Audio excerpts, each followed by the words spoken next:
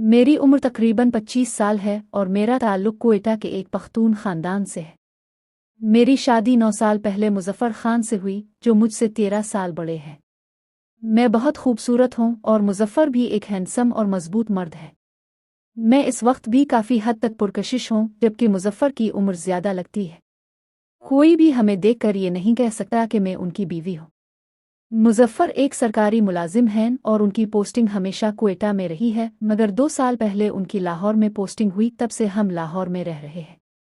पख्तून ख़ानदान की रवायात के बरक्स हमारे 3 बच्चे हैं, हालांकि आम तौर पर पख्तूनों के 10 या 12 बच्चे होते हैं।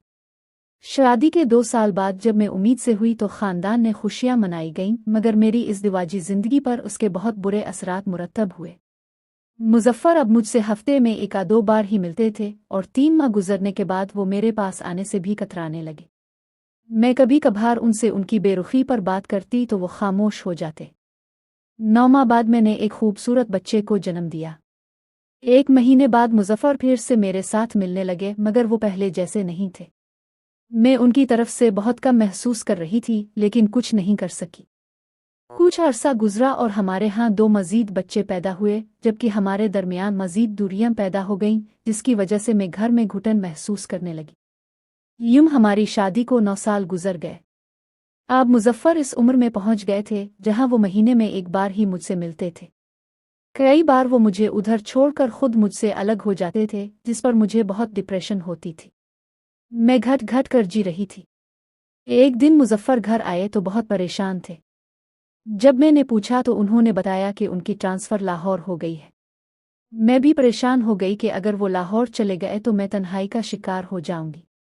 मुज़फ़्फ़र ने अपने दोस्तों से ट्रांसफ़र रुकवाने की कोशिश की, मगर नाकाम रहे।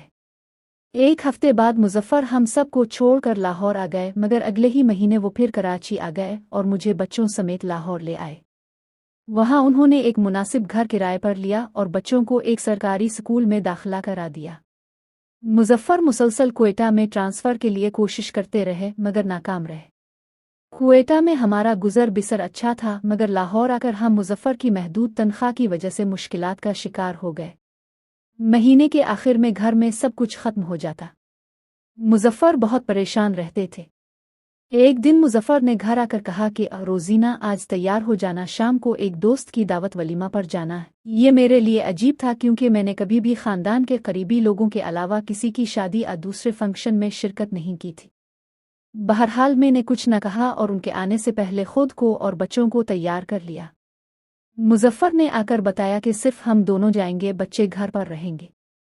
2-3 घंटे बाद हम वापस आ जाएंगे। हम बच्चों को घर पर छोड़कर रिक्शे के जरिए गुलबर्ग के एक शादी हाल में चले गए, जहां बहुत ज्यादा हुजूम था।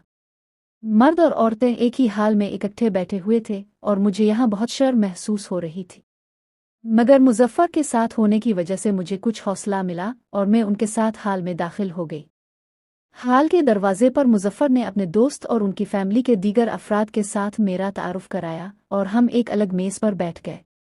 इस दौरान कई लोग मुज़फ़्फ़र के साथ आकर मिले, जबकि मैं चादर से मुँह ढाँप कर खामोशी से बैठी रही।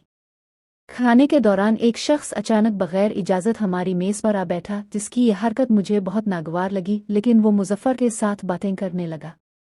मैंने खाना छोड़कर दोबारा चादर से मुँह ढाँप लिया।